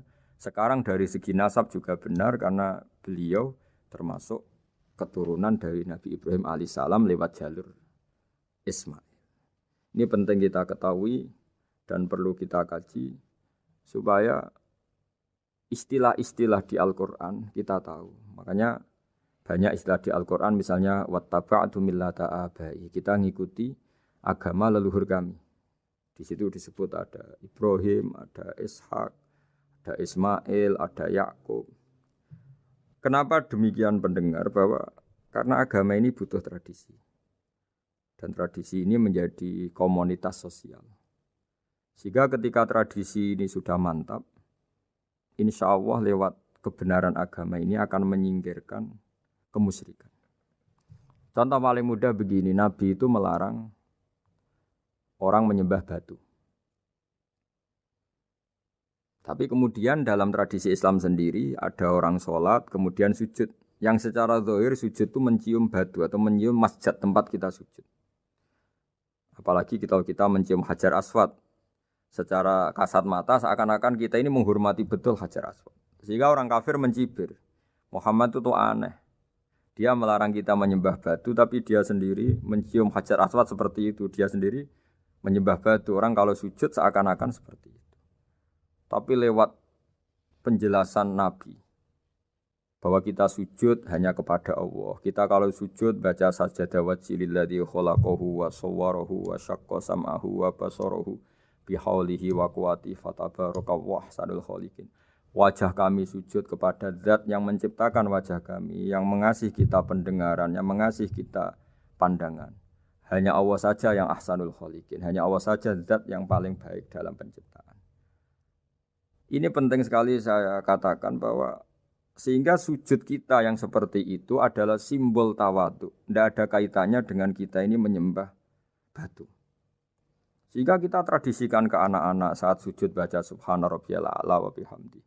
Kita ajarkan mereka bahwa semua selain Allah adalah ciptaan Allah. Jadi andai kan enggak ada tradisi tauhid yang dijelaskan begitu detail. Saat kita haji bilang labbaik Allahumma labbaik, labbaik la syarika lak labbaik. Innal hamda wan ni'mata laka wal mulka la syarika lak. Ya. Setiap kita haji mengitari Hajar Aswad, kita bilang nikmat semua dari Allah. Enggak ada syarik bagi Allah, enggak ada mitra bagi Allah, enggak ada sekutu bagi Allah. Sehingga karena ini kita maklumatkan, kita kumandangkan, meskipun umat Islam itu mencium Ka'bah, mencium Hajar Aswad, enggak akan disalahpahami ini bentuk penuhanan kepada Hajar Aswad atau kepada Ka'bah. Karena kita ungkapkan innal hamda wan ni'mata laka wal mulka la syarika lak. Enggak ada syirik, enggak ada mitra bagi Allah. Sehingga dari sekian talbiyahnya Rasulullah kita tahu ini bentuk pemaklumatan tauhid. Bahwa tauhid harus dikumandangkan lewat kalimat-kalimat thayyibah, lewat pemikiran-pemikiran logika hujjah bahwa Tuhan pasti satu dan yang jadi Tuhan hanya Allah Subhanahu wa taala. Karena andekan ini tidak dikumandangkan, kemudian ada ritual yang secara lahir kasat mata nyium Hajar Aswad, nanti seperti tuduhannya orang kafir bahwa Islam itu aneh, melarang menyembah batu, tapi nyatanya ada ritual mencium batu. Sebab itu tidak menjadi aneh ketika Imam Bukhari termasuk rawi besar, termasuk hadis sahih yang meriwayatkan Sayyidina Umar atau Umar radhiyallahu anhu, itu setiap mencium Hajar Aswad beliau berkomentar, saya tahu betul kamu hanya batu. La tadurru wa la tanfa. Tidak memberi madarat, tidak memberi manfaat. Kalau saja saya tidak melihat Rasulullah mencium kamu, maka saya tidak mau mencium kamu. Dulu di era itu ada momentumnya. Kenapa sih Umar radhiyallahu anhu atau sahabat Umar susah-susah memberi penjelasan seperti itu? Karena dulu masih ada salah paham bahwa mencium batu itu identik dengan misalnya menuhankan batu atau mendewa-dewakan batu. Sehingga Umar berutuh memberi penjelasan. Sayyidina Umar memberi begitu penjelasan detail bahwa kamu hanya batu yang tidak mandoroti, tidak manfaat. Tapi secara tradisi sunnah Rasul kamu dicium, ya saya ikut. Ini penting sekali penjelasan-penjelasan seperti ini, maklumat-maklumat seperti labbaika wa humma labbaik, sehingga semua ritual muslim tidak disangka atau tidak disalahfahami sebagai pemuja materi. Lagi-lagi penjelasan yang detail ini disebut al-bayyinah, rasulun minallah yatslu suhufam mutahharah.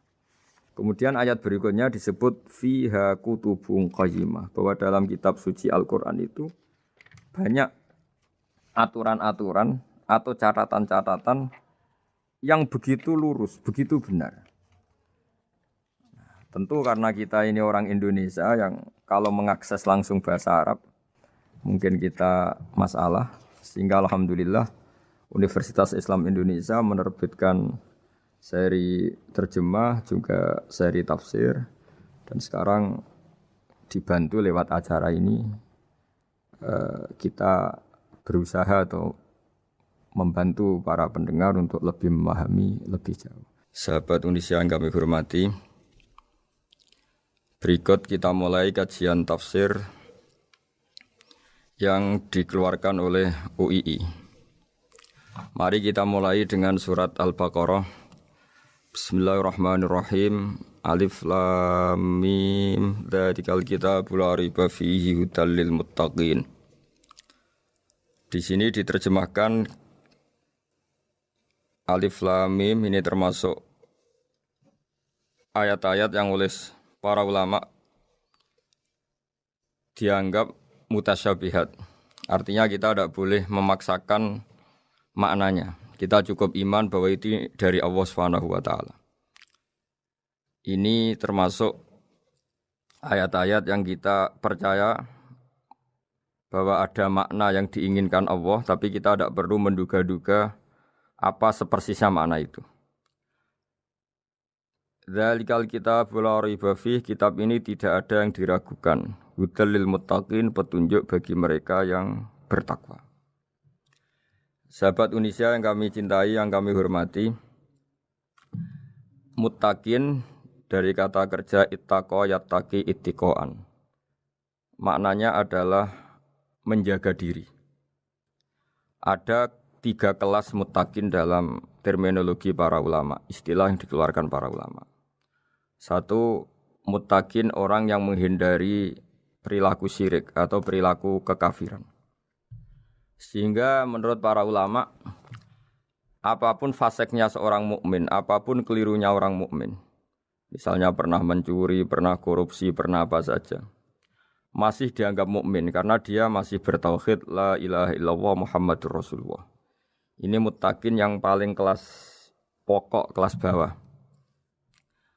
Kemudian ada muttaqin kelas kedua, yaitu mereka yang menghindari dosa besar tapi tidak bisa menghindari dosa kecil. Misalnya bisa menghindari dosa zina, tapi dia bisa menghindari dosa melihat perempuan yang bukan mahramnya, yang bukan halal bagi dia. Ketiga muttaqin paling ideal, yaitu menghindari dosa besar, juga menghindari dosa kecil, bahkan menghindari sesuatu yang tidak penting. Ini yang dalam terminologi ulama disebut para wali atau para ulama, yaitu yang dalam ayat ala inna awliya Allahi la khaufun alaihim wa lahum yahzanun. Ini penting kami jelaskan kelas-kelas muttaqin supaya bahwa mukmin tidak pernah keluar dari status iman meskipun dia pernah melakukan satu kesalahan besar. Karena yang dikatakan mukmin adalah siapapun yang meyakini kebenaran risalah Muhammad. Risalah yang dibawa Muhammad berarti dia mukmin. Soal dia melakukan dosa atau apa saja itu menjadikan dia fasik, tapi tidak keluar dari status mukmin.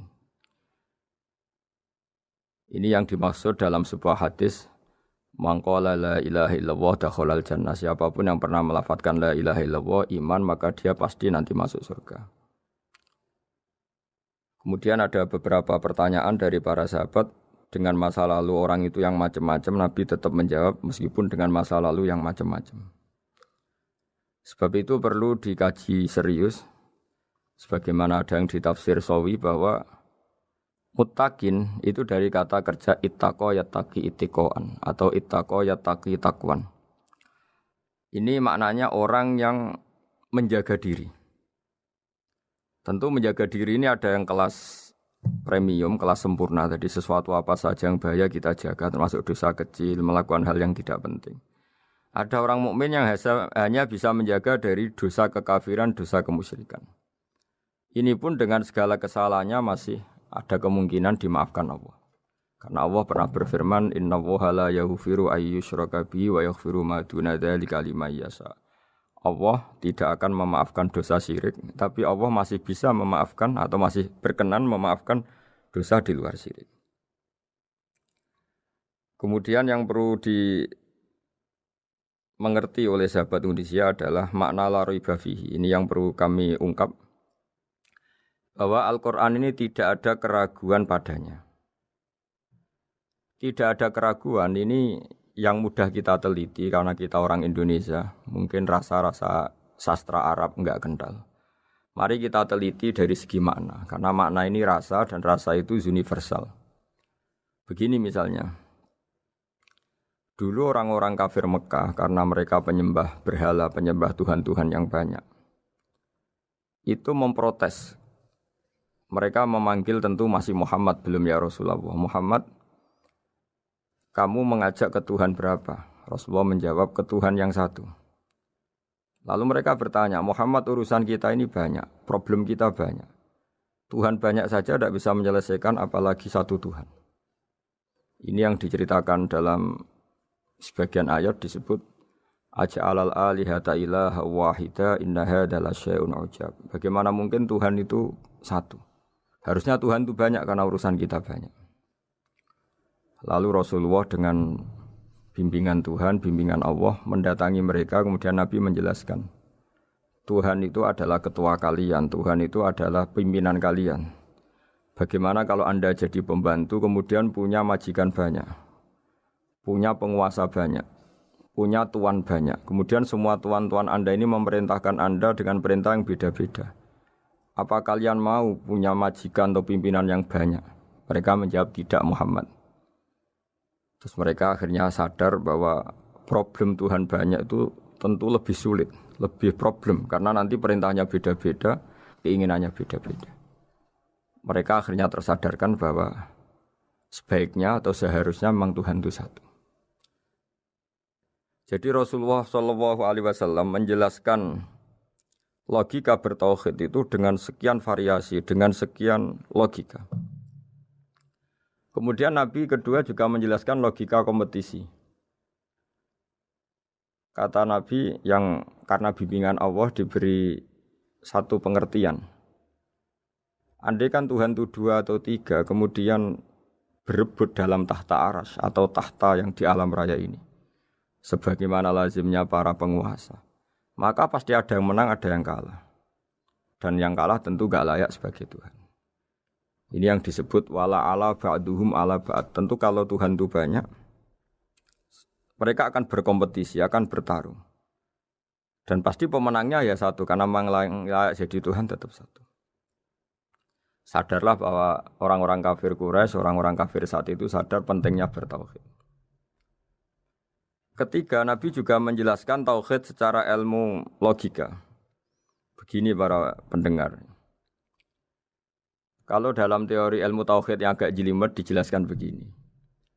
Jika ada 2 Tuhan, maka alam raya ini enggak menjadi alam.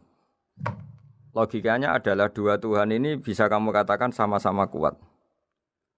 Ketika sama-sama kuat kemudian ingin menciptakan langit. Yang satu ingin menciptakan bumi, yang satu menolak menciptakan bumi misalnya. Atau yang satu ingin menciptakan langit, yang satu menolak ingin menciptakan langit.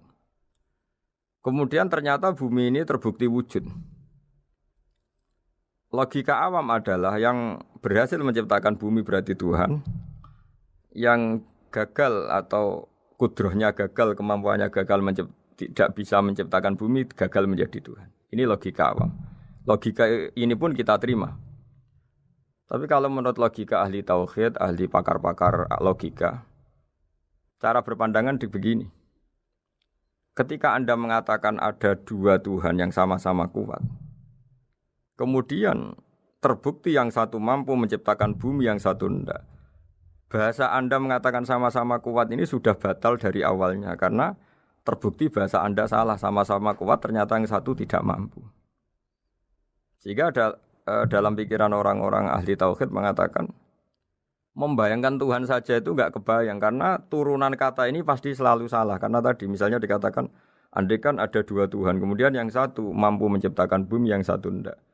Padahal Anda tadi bilang sama-sama kuat, ternyata terbukti yang satu enggak kuat. Berarti kata Anda sama-sama kuat ini salah.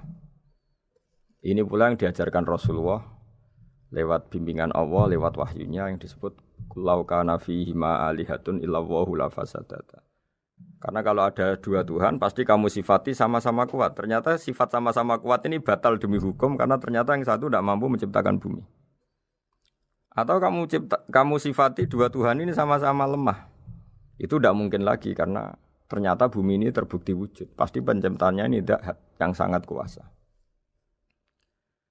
Jadi logika tauhid sedemikian dibangun oleh Rasulullah lewat bimbingan Allah Subhanahu wa taala. Logika keempat supaya kita iman dan tambah kuat imannya adalah logika yang mudah dicerna oleh kebanyakan orang atau yang bisa diindra. Begini misalnya dalam sebuah ayat di surat Al-Kahfi, kemudian di awal surat Al-Ahqaf, kemudian di sebagian surat At-Tur ada penjelasan begini.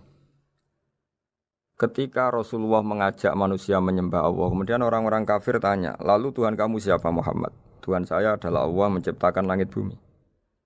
Terus mereka berandai-andai, ada Lata, ada Uzza, ada Manat, ada Hubal. Itu Tuhan-Tuhan kami. Terus Rasulullah bertanya, apakah Tuhan-Tuhan yang kamu sembah itu memberi kontribusi saat langit dan bumi diciptakan? Mereka menjawab, tidak Muhammad, itu Tuhan-Tuhan yang kami bikin. Begitu juga asumsi tentang Tuhan-Tuhan yang lain. Apakah Isa ikut menciptakan bumi atau menciptakan langit? Tentu jawabannya tidak. Karena Isa lahir di bumi, orang tahu tanggal lahirnya, tahu tahunnya, dan sebelum ada Isa juga sudah ada bumi. Sehingga untuk menetapkan tauhid, berkali-kali Quran tanya, Amman khalaqas samawati wal ardo, siapa sih yang menciptakan langit bumi? Siapa sih yang menurunkan air dari langit? Siapa yang mengatur ini, itu. Akhirnya mereka menjawab, itu semua Allah Muhammad. Begitu juga kemungkinan setan misalnya. Setan itu fisik atau makhluk atau apa saja yang tidak kita lihat. Kemudian setan itu lewat rayuannya, lewat tipu dayanya ingin disembah. Kata Allah menjelaskan ini, Ma asyadduhum khalqas samawati wal ardi wala khalqa anfusihim. Kamu tidak perlu takut sama setan atau apalagi menuhankan setan. Setan itu tidak yang punya reputasi menciptakan langit dan bumi. Bahkan setan tidak bisa menciptakan dirinya sendiri. Ini menjadi pengetahuan bagi kita betapa bagi pakar-pakar tauhid, ahli tauhid. Ketika setan nyatanya diusir dari surga, itu pun versi mereka. Versi mereka pun mengatakan seperti kita bahwa setan itu diusir dari surga dan ya keluar dari surga.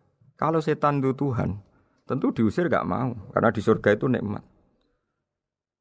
Ketika setan diusir dari surga, ya keluar. Dia juga jadi makhluk yang hina-dina. Berarti dia tidak punya kekuasaan, bahkan pada dirinya sendiri.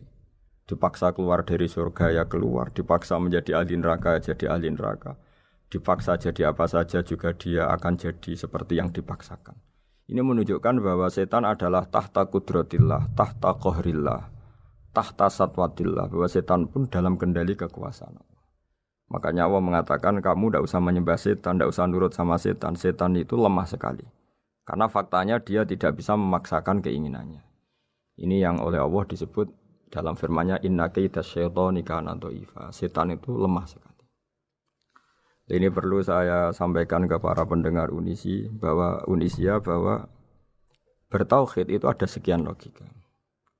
Logika kelima adalah logika orang awam. Awam sekali. Suatu saat ada perdebatan antara Abul Hasan al-Asy'ari. Abul Hasan al-Asy'ari ini tokoh ahli sunnah paling populer dalam ilmu logika. Dia mengatakan orang menemukan Tuhan itu harus lewat logika yang cermat. Tidak boleh taklid, hanya ikut-ikutan. Dia harus menemukan satu argumentasi bahwa Tuhan atau pencipta langit itu ada. Kemudian ada satu problem di mana orang-orang kampung atau orang-orang yang lugu atau orang-orang awam itu tidak bisa ilmu logika, ilmu mantek kalau dalam bahasa pesantren. Kata Abu Mansur, kata Abul Hasan Al-Asy'ari, itu masih mungkin. Walhasil para ulama ini meneliti ke orang-orang yang lugu, yang di kampung, yang petani, yang lugu sekali. Apa yang mereka temukan? Ternyata mereka punya cara logikanya sendiri untuk menemukan Tuhan, Sang Pencipta. Pernah suatu saat ada seorang petani lugu, biasa menggembala unta, ditanya, Bima araf tarubak, lalu kamu yang petani ini yang hanya ngurusi sawah, ngurusi ladang, dengan cara apa kamu tahu kalau Tuhan itu ada? Si petani tadi marah besar dan dia mengatakan, Al-ba'ratu tadullu alal ba'ir wa asharul aqdam yadullu alal masir.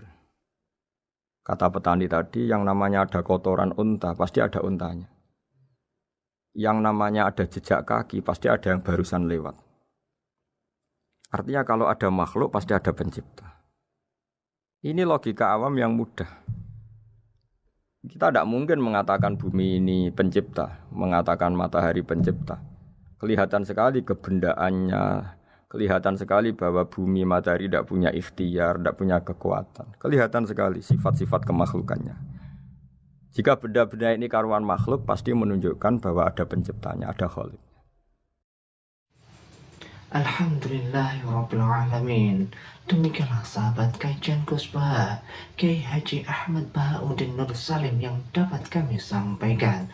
Semoga dapat bermanfaat untuk kita semua. Wallahu a'lam bishawab. Wassalamualaikum warahmatullahi wabarakatuh.